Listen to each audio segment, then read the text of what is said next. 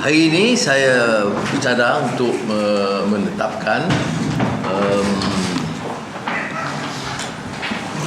penambahan aplikasi yang disediakan dalam sistem digital kita adil.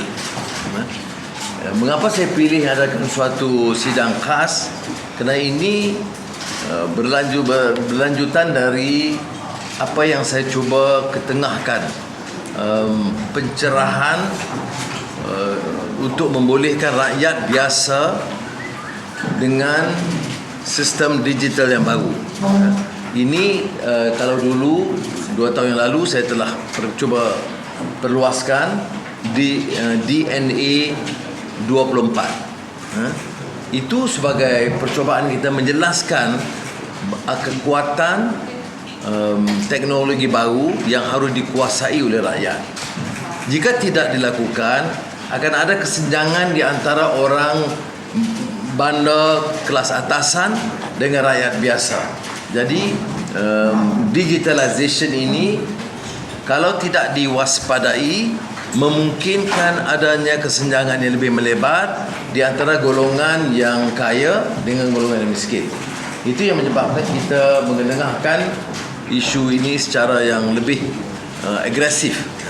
Dan saya sukacita kerana anak-anak muda yang mempunyai kemahiran lebih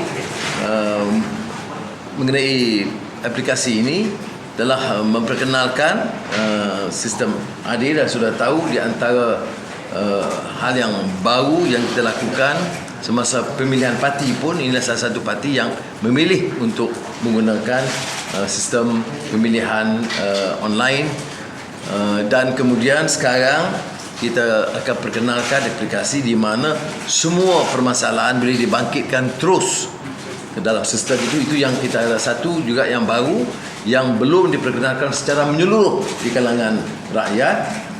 Tidak memilih umpamanya yang punya kecanggihan di bandar atau yang punya pendidikan yang tinggi. Jadi kekuatan kita kalau kita dapat mencecah ratusan ribu ahli-ahli memanfaatkan ini merupakan suatu pendekatan baru untuk melibatkan rakyat terbanyak dalam aplikasi baru ini. Jadi biar saudara Fahmi menjelaskan sedikit sebelum kita tunjuk di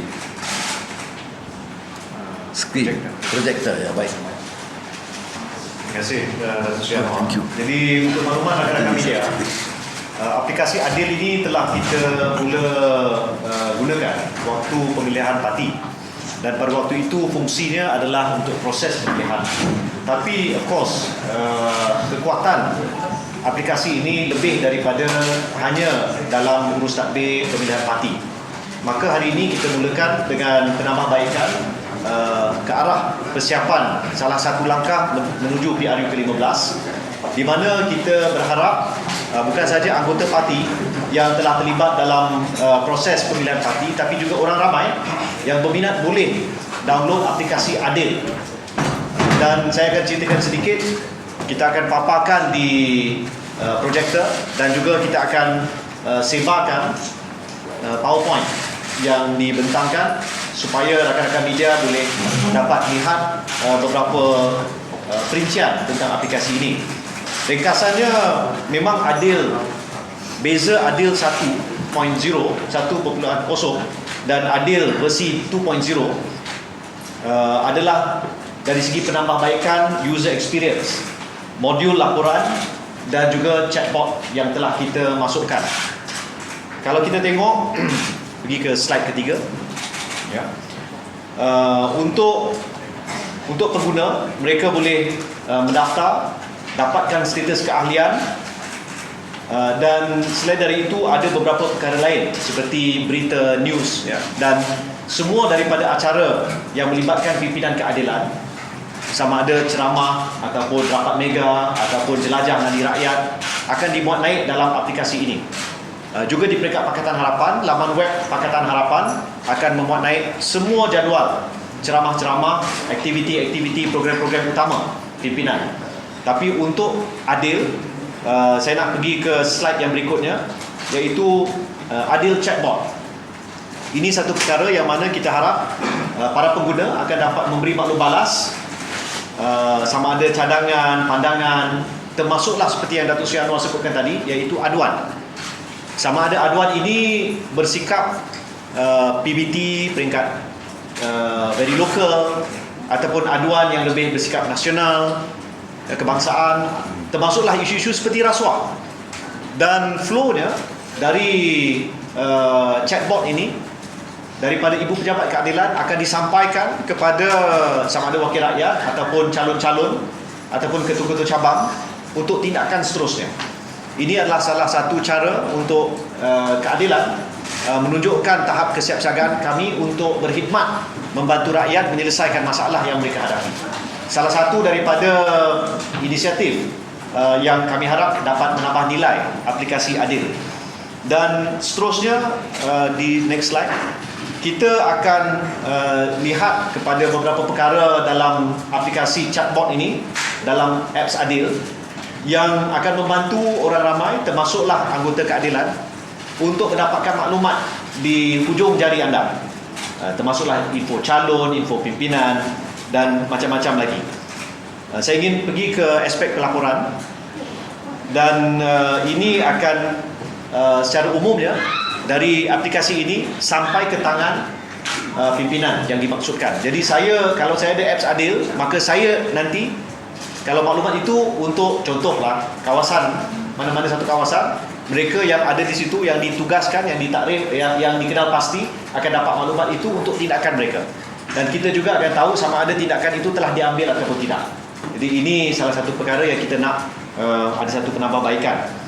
Selain itu, kita ada paparan berita, dan yang saya rasa mungkin Wabi Chancung yang dulu pernah pegang jawatan berdahari, sekarang pengarah komunikasi, mungkin we are looking forward to this aspek untuk hala tuju, iaitu kita berharap salah satu perkara yang penting yang boleh kita aplikasikan dalam masa terdekat ialah crowdfunding dan e-wallet. Tapi crowdfunding itu penting. Kita lihat ramai yang ingin memberi sokongan, sama ada secara terbuka ataupun secara bank in sahaja. Jadi aplikasi ini juga akan memberi ruang kepada para penyokong untuk membuat sumbangan kepada parti, dan kepada di peringkat akar umbi juga untuk aktiviti program, ya, mereka pun boleh mulakan usaha crowdfunding tersebut. Ya, jadi we have video. Oh, we have a video. Yes. Okay, yeah, go ahead. Kita ada video, tapi saya mohon maaf kamera-kamera yang ada di depan. Ya, maaf, dia pusing je. Kamera boleh pusing.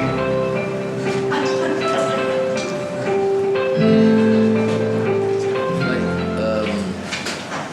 saya nak mengambil kesempatan pada sidang. Okey. Ni bisa.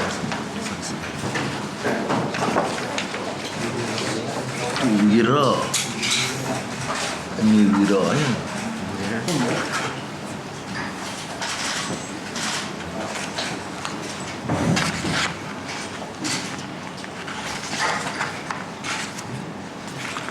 Baik.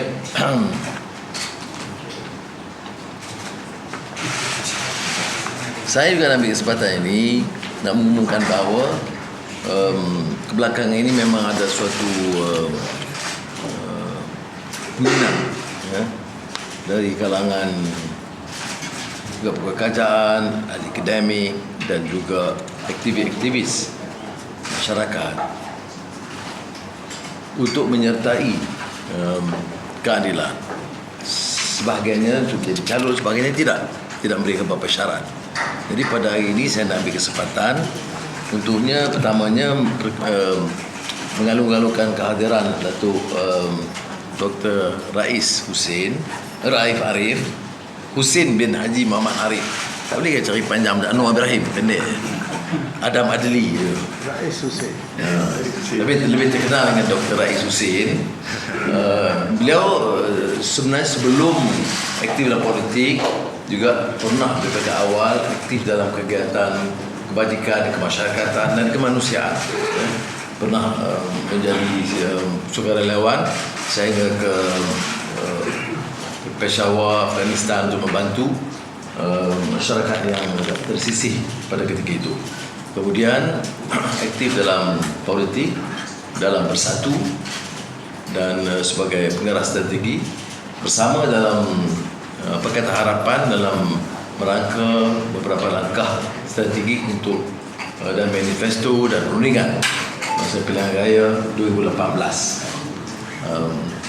Walaupun tidak aktif dengan Bersatu selepas itu, tapi beliau banyak menumpukan dalam soal penyelidikan dan kemudian juga bersama-sama menerbitkan buku yang juga terkenal tentang korupsi dan kemunafikan yang kita banyak bicara, karya Profesor Kamal Hassan yang diluncurkan oleh Tuanku Sultan Nazrin baru-baru ini.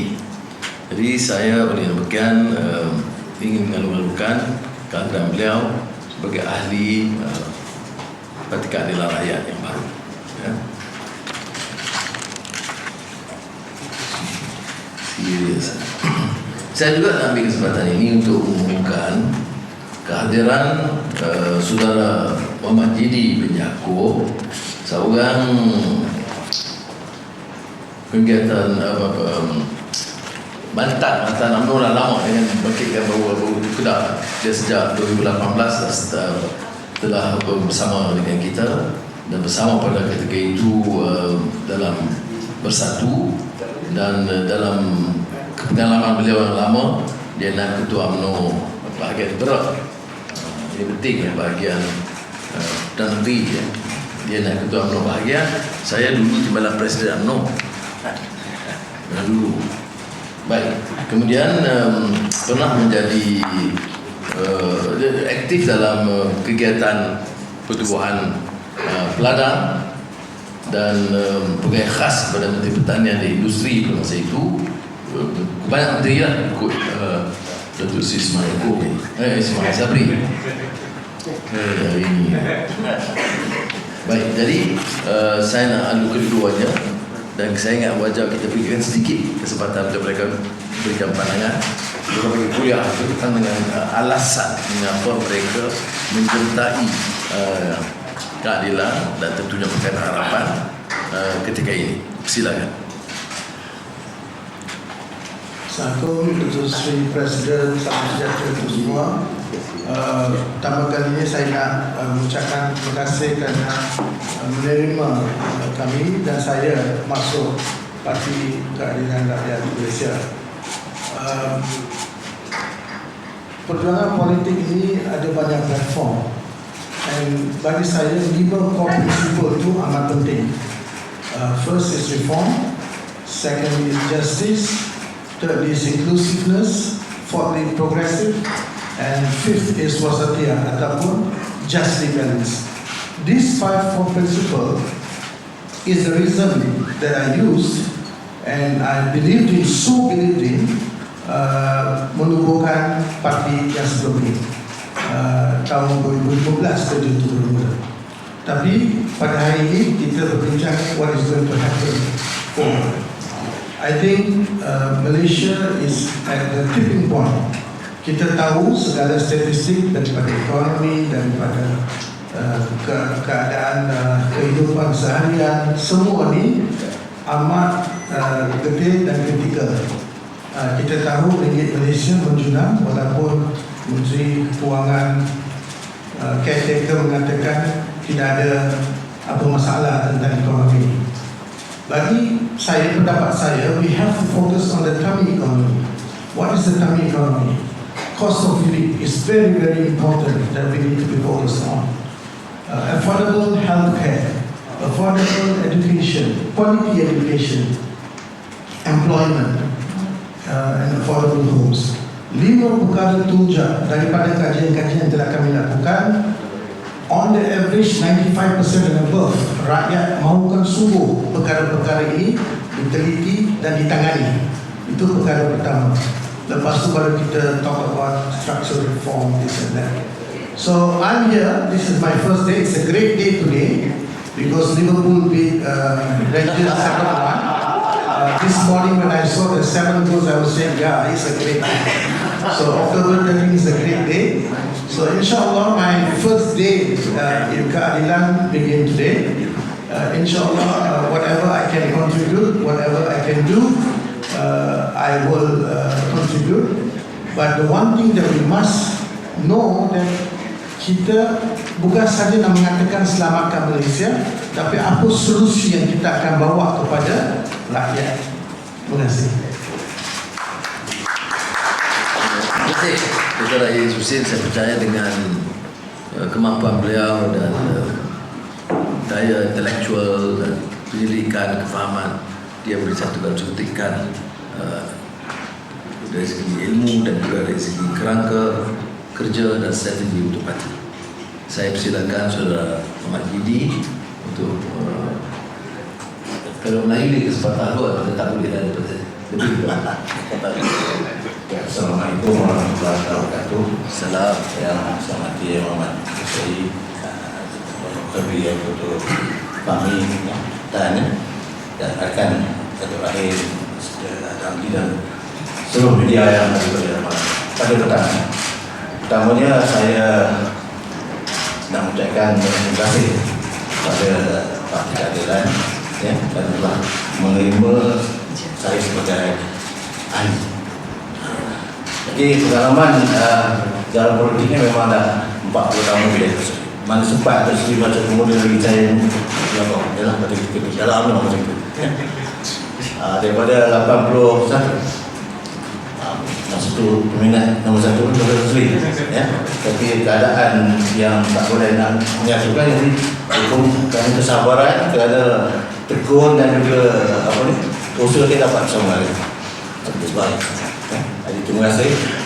Jadi saya sebelumnya adalah ahli UMNO daripada 81 terus masuk ke tanding jadi jadi masuk pemuda pada ketika itu bersama Ismail Sabri lah. Bukan Datuk Seri Ismail Sabri begitu ya. Ismail Sabri sampailah saya jadi ketua penerangan dia 1999 pecah persebalanan pada Temerloh. Bahagian Temerloh jadi saya daripada Bera, ya, daripada belah Bera lah, teriak tu. Ismail Sabri ni belah Temerloh. Jadi saya orang tanggungjawab bawa dia ke Bera, nak menghidupkan politik dia. Karena Temerloh dia lengit dengan Syaka, dengan siapa dia tu saya bagi hidup, ya. Tapi saya bawa dia chief, saya bagi dia chief, belakang pun chief pun. Tapi hari demi hari keadaan ada berubah. Bila orang negara naik, air dan sebagainya, mana dia mudah lupa tempat dia berpijak dan sebagainya. Tapi memang kerana pun saya sempat maknanya pecah Bera dengan Temerloh. Pada ketika itu arwah Datuk Seri Ayani jadi ketua bahagian dan Ismail Sabri jadi timbalan, saya naik tu, ya. Lepas tu kemudian sekali lagi kita bagi Ismail Sabri jadi ketua bahagian Bera, Ayani timbalan, saya naik lagi. Sehingga tahun 2004 Pilihan Raya begitu saja. Jadi sekarang maknanya kali pertama di main kata Sabri lah. Dia kata okey awak tak ada hubungannya lah sebagainya. Tak apalah, dia tak kisah tu. Sekali mana lepas tu dalam politik juga dia banyak berjanji lah, tapi tak tunai.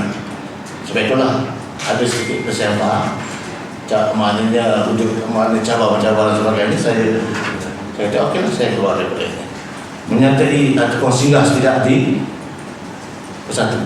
Ketika itu atau dia Pak Tumadi pun saya dia kenal juga saya, orang dapat saya naik ketua bahagian, saya kena aktif juga ini dalam politik lah. Sekejap lepas tu patutnya jalan juga tak sendiri. Tapi ni kemarin dah siap lah, maknanya 26 bulan tu malam tu tukar dengan bok lah. Jadi saya pun tak tahu macam mana.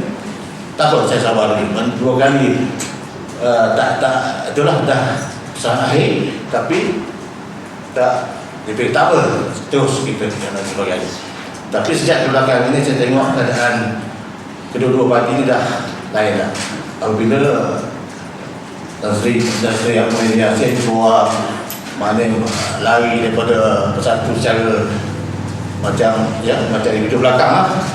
Jadi saya ambil dia, saya tengok lama ni saya mikir nak tu ni. Saya tengok apa ni keadaan ni konstant yang punya dia tetap pendiam dia, apa yang dia bawa pun yang ada tersendiri nak bela rakyat, ya, nak memperoleh rasuah dan nak menentukan apa ni ekonomi rakyat, ya. Macam nampak situ itu. Tapi dalam bagian lain dia berubah ikut cuaca, ya. Maknanya tak sama lah. Jadi sebab itulah saya akan jaga-jaga yang nak itu je. Maknanya terkeadilan beraparakan apa ni bagi pandang saya kata saya fikir dulu, ya. Sampailah setelah 2 bulan lepas saya kata okey, saya masuk, ya, saya masuk dan kita akan berkhidmatlah untuk rakyat, ya. Sebab saya walaupun saya apa itu di Kuala Lumpur pejabat saya di Seri Kembangan, saya berniaga sikit lah Seri, ya. Tapi saya juga seorang penoloka yang maknanya boleh keluar lah, bukan. Tapi walaupun saya juga ketua penoloka di Triang 1 tu, dia orang tak nak lepas saya lah. Saya kata yang penting masalah selesai, bukan yang nak duduk sana nyongong kita kan. Tapi apa masalah kita akan itulah saya lari. Jadi itulah sebanyak pengalaman politik 40 tahun lah. Daripada naik itu bahagian, datang ke sebahagian. Dalam masa yang sama saya duduk datang ke sebahagian, datang muda apa yang macam itulah pengalaman sebanyak, ya. Kalau ada itu kita itu balik lagi. Baik, terima kasih. Ini kita tengok dua pandangan terkait ini yang keistimewaan apa ni keadilan, ya. Kita ada elit intelektual sebelah kiri saya, dan kita ada orang pimpinan mereka akaubi peneroka. Ini yang menjadikan kita ini sebagai gerakan rakyat. Jadi saya ucap terima kasih kepada Majidi dan juga saudara Rais dan bersama dan Haruni dalam keadaan dan masa yang getih. Okey. Ada soalan? Datuk Seri, Datuk Rais ni kemungkinan besar dia akan menjadi calon dalam PRU. Dia baiknya beliau langsung tidak menyentuh soal itu. Jadi setengah orang fikir bila dia masuk tu sebab beliau tak. Dia malah bincang dengan saya untuk menyertai itu dah lama. Cuma saya kata tak apa, kita tahu dia menyertai, tapi tidak ada perbincangan mengenai kursi. Sebab saya pun belum tentu kursi mana. Mungkin ada rancangan Datuk Encik Muhammad Jidi untuk lawan dengan Datuk Seri Ismail Sabri ke? Itu dia. Ada cadangan ni lah. Saya catat. Ada mempertimbangkan Seri? Ya, memang kita timbang adil, bukan timbang cacing kan. Is dissolving parliament ahead of time is in your prediction, and at present many analyze the AMNO could be the biggest winner at this point. So an opposite leader, what do you think of this? My answer is don't underestimate the wisdom of the masses. Don't assume that the base, particularly with the Malays in the rural areas or the Sabahan and the Sarawakan, the rural heartland, do not understand what's happening and do not appreciate the need for change in this country. They understand about corruption, 1MDB, LCS. They hear about it. Well, we are now offering them a chance to effect change. And for those who think that they can be just duped by the cheap, incessant propaganda or by perks and money, I believe they are mistaken. Alright, so I remain very optimistic because the level of awareness, particularly on the ground, I visited many places, particularly in the rural areas, and I can sense the enthusiasm to participate in this attempt to effect change in this country. Alright? Datuk Seri, saya tahu Datuk Seri dah sebut tentang dissolution 3 state ni, tetapi nak merujuk pada kenyataan baru pengurusi National DAP UON yang mengatakan bahawa perlu disekalikan pengarah khususnya untuk Pulau Pinang ni sekali dengan pandangan. Kalau kita teliti ucapan atau kenyataan saudara Lee Kuan Yew, kenyataan itu berlapis. Itu pandangan yang disuarakan oleh Pulau Pinang, yang disuarakan sendiri oleh Ketua Menteri Chow. Dan kita bincang, kita ni satu suasana demokratik. Jadi kita bincang kelebihannya, kekurangannya. Apakah rasional kita menentang pembebaran segera kerana membebankan rakyat, banjir dan sebagainya? Kita dipaksakan begitu rupa. Jadi ada juga pandangan untuk disekalikan. Tetapi banyak juga pandangan yang berbeza pendapat, berbeza. Sebab itulah umpamanya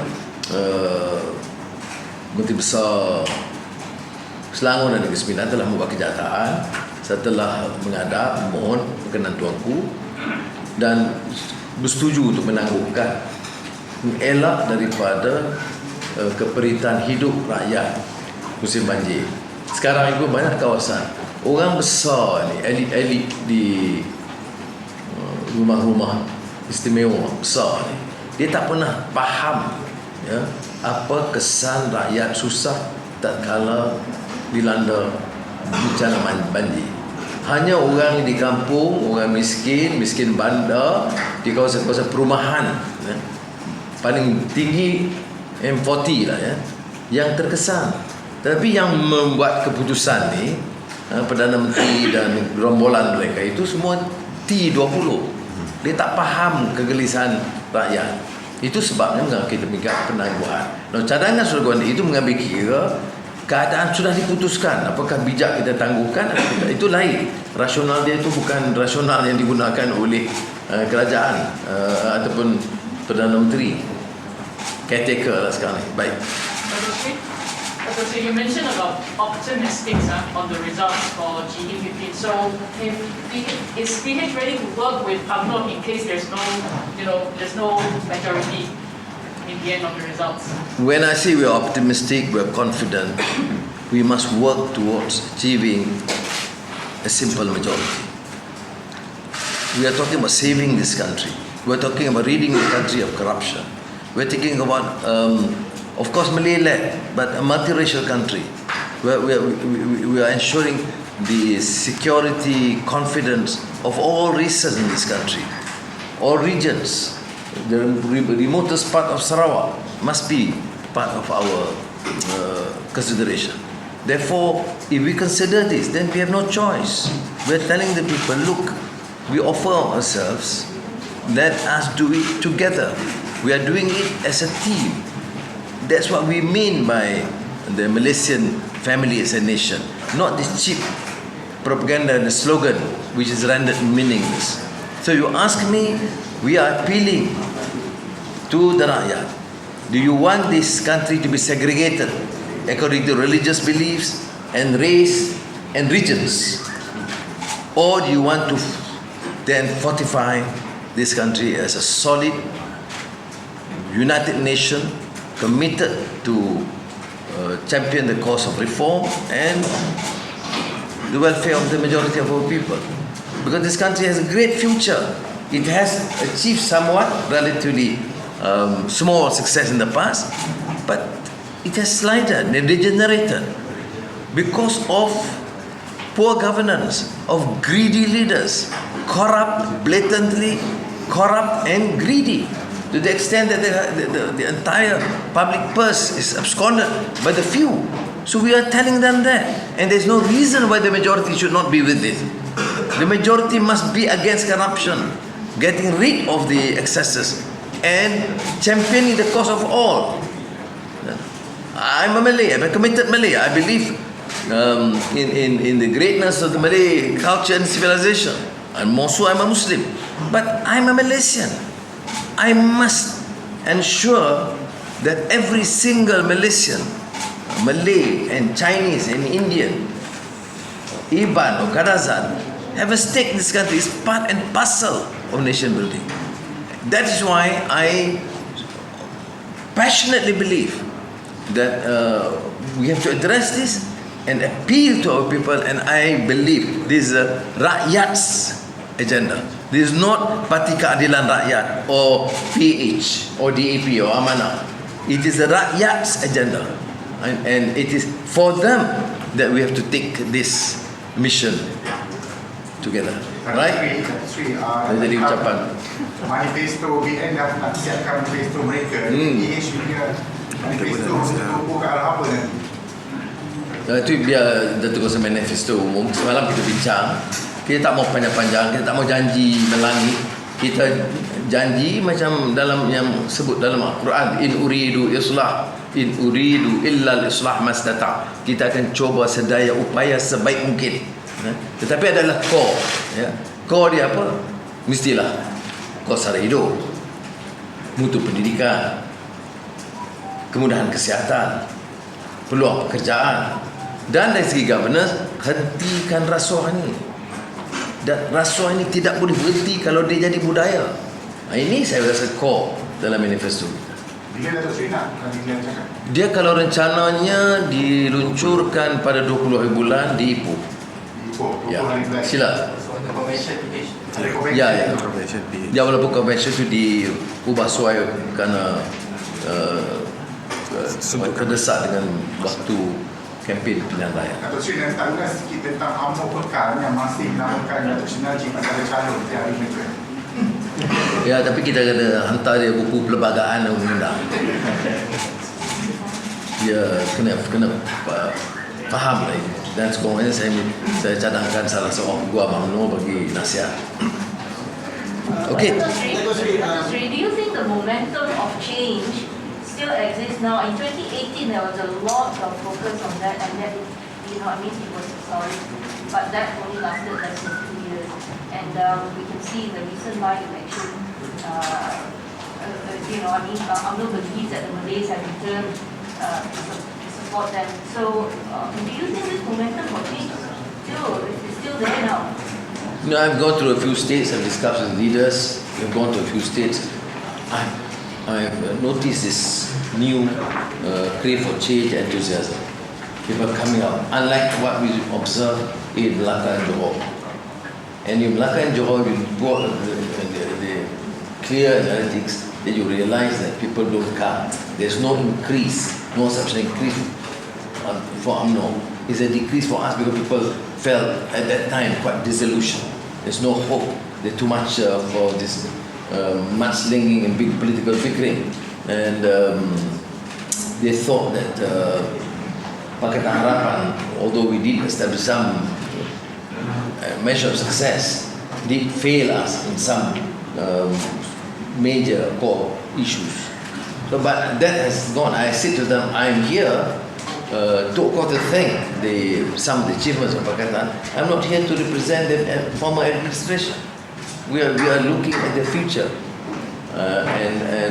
Well, from what I observed from my visits, particularly in the 4 or 5 states in the last few weeks, there is certainly clearly a marked change, and that momentum has begun. Baik, last.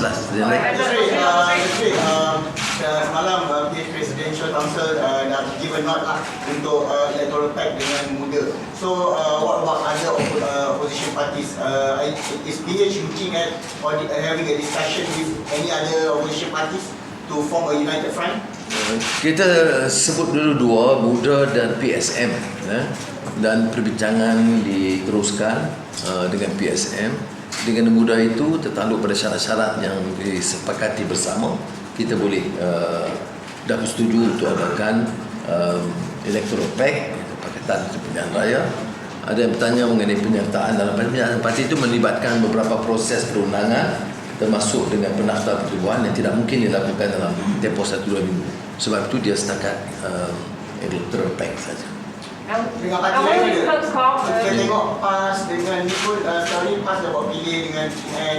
Jadi sekarang ni ada cadangan kata patutnya untuk menghadapi BN ni, patutnya semua opposition parties ni come together. What do you think on that? Ya, come together itu memang kenyataan yang lunak. Kita harus bersatu. Bersatu untuk apa? Ada orang bersatu nak rompak. Ada bersatu dengan macam cerita persatuan 40 penyamun, dia bersatu juga. Jadi bersatu tu mesti bersandarkan kepada beberapa prinsip yang jelas. Pertama, umpamanya tata kelola yang baik. Keduanya, menolak rasuah. Ketiganya, tidak bersetuju dengan kaedah ataupun dasar perkauman atau kefahaman agama secara fanatik yang menidakkan kehadiran yang lain. Itu prinsip-prinsip yang utama. Kalau setuju, silakan. Ini bukan milik monopoli mana-mana parti. Ya. Sebab tu saya agak apa-apa kerjasama mesti terikat dengan prinsip. Kalau tidak kita tujuan kita adalah menumbangkan UMNO, itu saja. Tapi yang nak tumbangkan siapa? Sudah lihat umpamanya dan garis kadang-kadang tu ramai yang terpalit dengan rasuah-rasuah besar. Ya. You tengok UKSB, okay, tu nama-nama tu kena jelaskan dulu. Kalau tidak nak jelaskan rasuah yang dikumpul wang dalam negara dalam Pandora Papers itu banyak. Jadi kita yang berteraskan pada prinsip ini harus jelaskan. Saya tidak mau buat tuduhan. Jelaskan hal ini. Baik. The will you consider to cooperate with Tun Dr. Mahathir and Dato' Sri Muhyiddin? You want me to cooperate with them? I mean, will you consider to cooperate with Tun Dr. Mahathir again and Dato' Sri Muhyiddin? We are now committed to a reform agenda, the PH agenda, against corruption, against abuse of power, against all excesses. And whoever wants to, who agrees, they can come and talk to us. Okay, thank you. Thank you very much. Thank you. Kena bagi Oh ya. Boleh kata tak untuk